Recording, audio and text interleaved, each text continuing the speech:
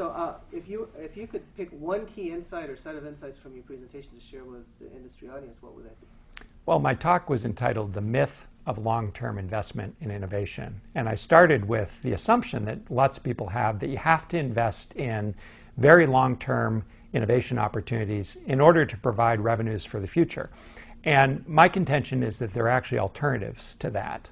One alternative is to wait and see, to see what competitors do and to apply a follower strategy. And the other alternative is to acquire through markets, that's through transactions with smaller entrepreneurial firms, opportunities that are well validated. And both of those strategies can be more efficient than doing everything yourself. So what would be some of the distinctions between creating innovation portfolios and managing an innovation portfolio? So say a little bit what you mean by that, Michael. Well, how do the practices differ from creating a portfolio as you mean generating the ideas, right, versus managing the portfolio? Yeah.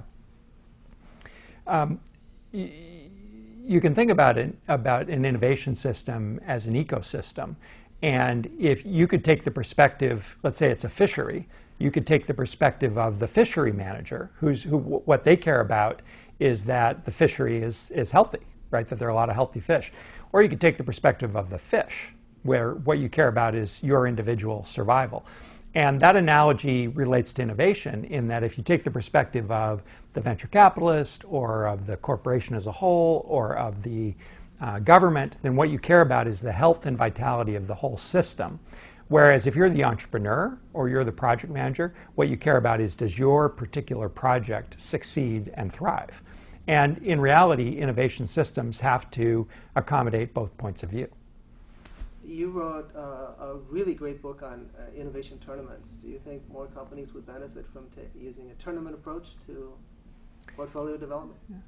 Well, an innovation tournament is an organizational problem-solving mechanism in which a large number of raw opportunities are identified, and then they're systematically developed and filtered until only the exceptional opportunities are identified.